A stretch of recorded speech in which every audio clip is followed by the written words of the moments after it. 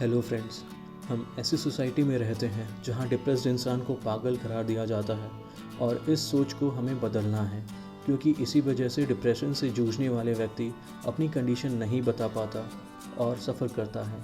अगर हम ऐसी कोई प्रॉब्लम फेस कर रहे हैं तो हमें डॉक्टर्स या काउंसलर्स की हेल्प लेनी चाहिए और ये याद रखना चाहिए कि धीरे धीरे स्टेप बाय स्टेप सब ठीक होगा, बस हमें कोशिश करना है हेल्प लेने की। तो चलिए पहले समझते हैं डिप्रेशन क्या है।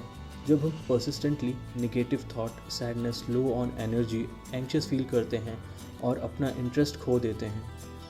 यूएस में हर 5 में से 1 इंसान डिप्रेस्ड है और इंडिया में 7 में से 1 इंसान।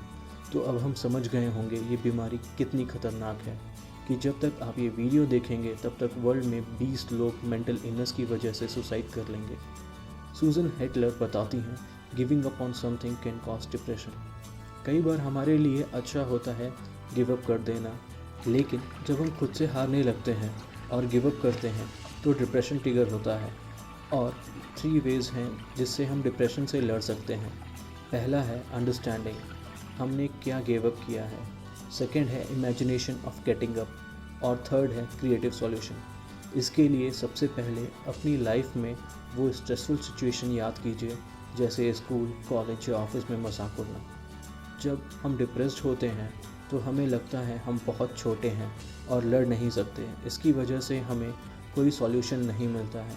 इसीलिए हमें एकांत में आंख बंद करके बैठना होगा और इमेजिन कीजिए जब आप किसी सिचुएशन में गुस्सा या इरिटेटेड थे, किसी और इंसान के ऊपर, खुद पर नहीं, क्योंकि डिप्रेशन में हम सेल्फ बीटिंग बहुत करते हैं।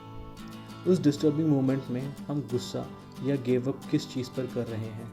हमारी लाइफ में ऐसा बहुत सिचुएशन हो सकते हैं, इसीलिए अब ये कैसे पता चले कि किस सिचुएशन में या इशू की वजह से हमें डिप्रेशन हुआ है। सूजन बताती हैं, जब हम उस स्ट्रेसफुल सिचुएशन को अपने माइंड में इमेजिन करते हैं तो हम छोटे और वीक दिखेंगे। अब जब हमें डिप्रेशन कॉजिंग मोमेंट मिल गई है तो सेकंड स्टेप पे चलते हैं। खुद को उस सिचुएशन में देखिए, आप कैसे दिख रहे हैं, कि आप छोटे और इश्यूज़ जिसकी वजह से हम गुस्सा हैं वो बड़ी और स्ट्रॉन्ग है।